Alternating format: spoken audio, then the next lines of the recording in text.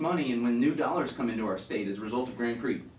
So essentially, teachers, all of your hard work, all of your pension fund, all of your savings, before it's given to you, if it will be given to you, maybe it'll be completely looted by the time you retire, or the economy will collapse, or all of these investments will go down the hill like they did in 2007 and 2008. But before that money reaches your hands, they are taking it from your paycheck, and they're giving, what was it, 200 million of it to a private venture, where essentially, yes, if F1 is a success, then your teacher retirement fund could increase in size, and maybe you'll get more money 20, 30, 40, 50 years down the road. Who knows? They're going to keep increasing the retirement age. Or are they decreasing the retirement age? They're up. I think they're upping it. We'll figure it out. I'm not actually putting any faith that there'll be any retirement system for me. That's why I'm saving my own money and taking care of my own family.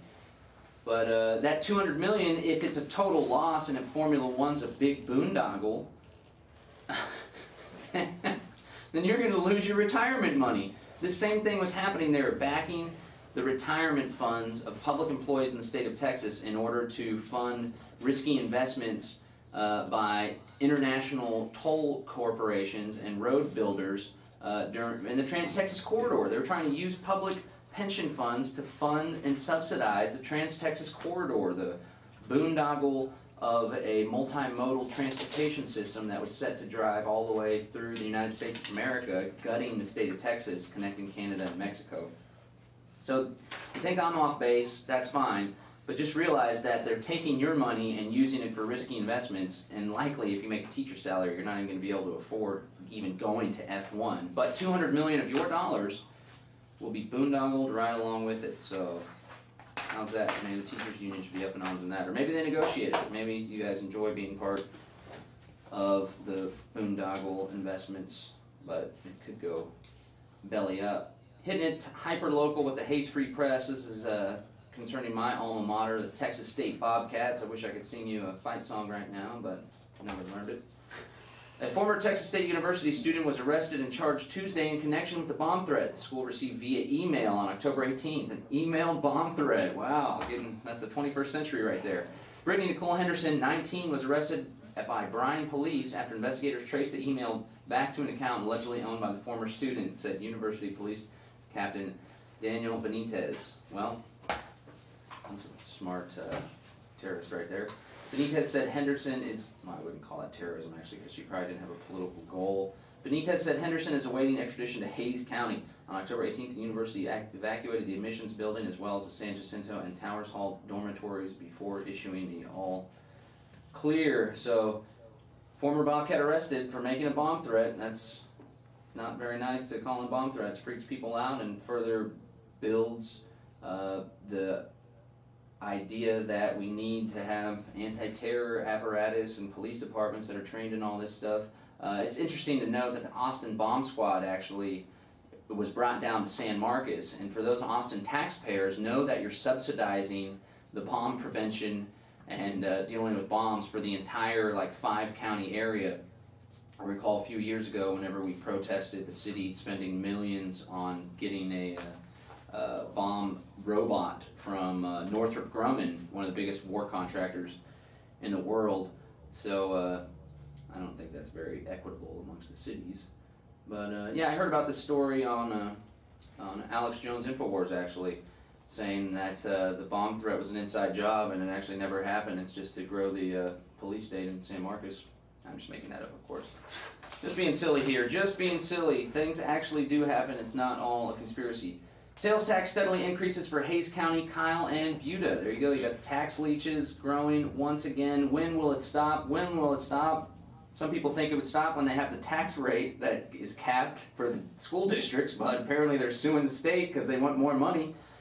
Give us all your money. We'll use it for good stuff. We'll use it to keep you safe. We'll use it to taser your grandmother. Texas Comptroller Susan Combs said this month that state sales tax revenue in September was $1.96 billion, up 11.6% compared to September 2011. How's that for a recession? Continued strength in the manufacturing and oil and natural gas sectors led to the sales tax revenue increase, Combs said. Collections were also boosted by improvement in consumer spending at restaurants and retail stores. State sales tax revenue has now increased for 30 straight months. The City of Buda saw another boost in sales tax last month, kicking its revenue for September of 2012 up 2.14% at the same time last year. The city received $333,302 compared to $326,317 in 2011. Kyle keeps increasing its revenues. The city received $304,269 in September compared to $269,860 in 2011. The year-to-date figures for Kyle are up 12.93%. Last year, Kyle had $2.65 million and has brought in $3 million this year. So I just bought a car. Quick to get personal here. Bought a minivan. It's a Nissan Quest 2000, low miles, 87,000 miles. Got a good deal on it. The guy came down an extra $800 because it needed some work, and proud to say I got the elbow grease going yesterday and got down and dirty with my buddy Kevin fixing the vehicle. Took us like 5 hours. We had to replace the engine mounts and the transmission mounts, which is something I'd never done before. And but the point is, I bought the car used, and now if I don't file my registration with the state and the county within 30 days and pay for sales tax within 30 days, then they're going to give me an increased penalty. So in the state of Texas, and this is unlike some other states, but if you've bought and sold a used car before, I'm sure you're well aware. I hope that you weaseled your way around it and you did not pay the tax, but that's just my personal hope. Of course, that's risky to do. But so essentially, every time you sell a used car, so you buy a car. This is a Nissan Quest 2000. So when it was new, it probably cost like $20,000, right? They had to pay sales tax at that point. I believe it's only 6.25 instead of 6.5 instead of 8.25. There's a little extra added on for just general retail. So we're going to do the math real quick here on my trusty calculator here on my phone. So when it was sold, it was 20,000 times 0.065. That's $1,300. So when the car was sold, the state of Texas leached $1,300 in sales tax. They took that money out of the productive class, out of the productive people in society, and they gave it to the state of Texas to use to boondoggle, to give millions of dollars to F1 Formula 1, or to use to force Gardasil vaccines on your daughters, or to use to build a fusion center, Big Brother systems, keep information on your health and your health records and flu data, all that stuff. Or most likely the $1,300 was taken from you and given to some private corporation that's buddies with Rick Perry. It's likely what happened with the money.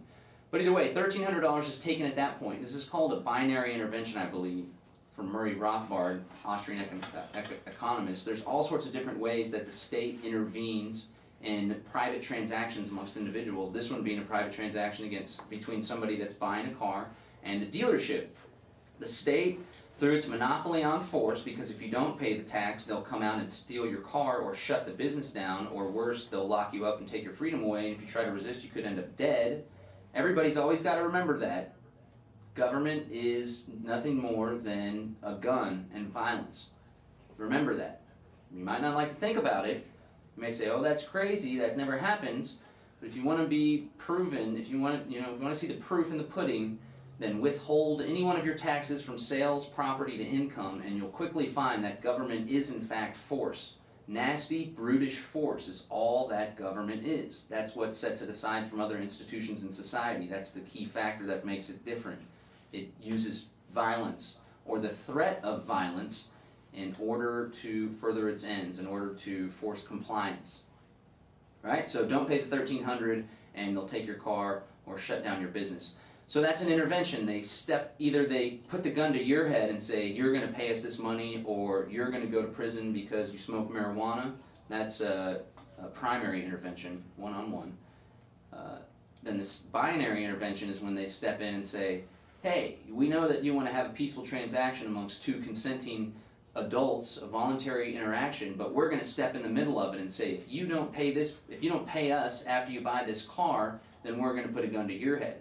And again, yes, it is a gun. If you don't like it, just Google tax raid or SWAT team, or see what they're doing in California to vegan Organic food places, they bust the door in with big guns drawn because someone didn't get a permit or didn't get the permission of the FDA to sell poison food, sell non-poison food. They prefer you to sell poison food.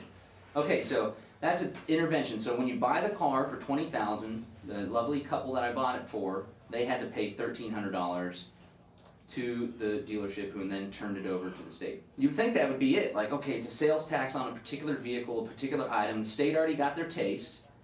That should be done with it. No, no, no, no, no, no. You sell the car down the road, as this couple did, ready to go buy a new car.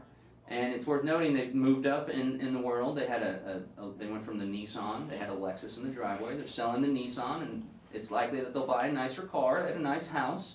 The husband told us he's doing well in whatever, it doesn't matter what industry he's in. It's likely that they're going to have to pay even more than $1,300 when they buy their new car, because judging by the Lexus, they might be upgrading. But what happened when he had to sell the car to me is now I'm required within 30 days of my own accord, which is really, really hard for me to do of my own accord. It's usually I comply when the presence of the gun is there and the officer's threatening to arrest me.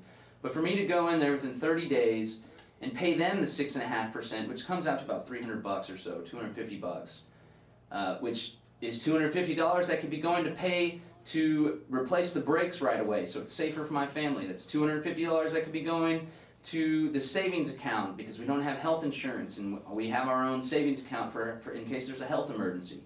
$250 that could be going to pay for groceries because now I spend $200 every week at the grocery store because there's so much inflation. About $150, but still that's a whole lot. But instead that $250 is going to be taken out of the productive society. It's going to be taken from me. I like to think I'm a productive guy. It's going to be stolen from me and given back to the parasitic class. And you know, it's even worse when it's someone like me who doesn't believe in 100% of what government does. I find it to be wrong and immoral to operate a system or try to organize society on a series of monopoly institutions that force people to do things against their will. I think that's wrong, but it doesn't matter what I think because a majority of the people in society, and maybe it might not even be a majority of the people in society, a majority of the people in society are afraid that guns will be pointed at them if they don't comply, and there's a small minority that's probably driving most of this.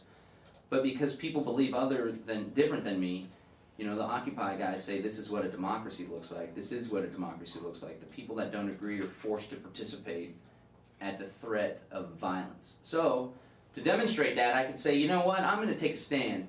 I don't agree with the way that the Texas Department of Public Safety is treating people. I've heard stories of racism. I've heard stories of abuse. They have Fusion Center, Big Brother system that's all tied up with all these spooky agencies like the DHS and FBI. I don't agree with that. I don't agree with the Texas Board of Education and the way that they dole out education. I'm not in favor of that. So if I said, you know what, I think I'm not going to pay this 6.5 sales tax. I'd rather just keep my property. I'd rather keep my wealth that I've worked so hard to earn, and I'm going to go ahead and not pay this. You would soon find that I would be pulled over and an officer with a gun on his hip, a man with a badge and a gun, would walk up to my window and he would likely write me a ticket. And he would force me to sign the ticket. Actually, I haven't signed my past 2 tickets, but he would threaten me with arrest if I didn't sign the ticket. And if I refuse to go to the court date, then again the officers will come with the guns on the side of their hip and they'll throw me in jail and take me before the judge. They'll force me before the judge. You just got to realize that that's the way the society operates. And maybe you're thinking, well, then it's such a small thing to pay that sales tax and get your car registered. I don't think it's a small thing. I think it's a big thing. In fact, $250 is a lot of money for my family. It's a lot of money for my family. I would much rather that money go to provide value for myself and my family, comfort, safety, prosperity, health, than go back to the bureaucracy to be given to Rick Perry's buddies.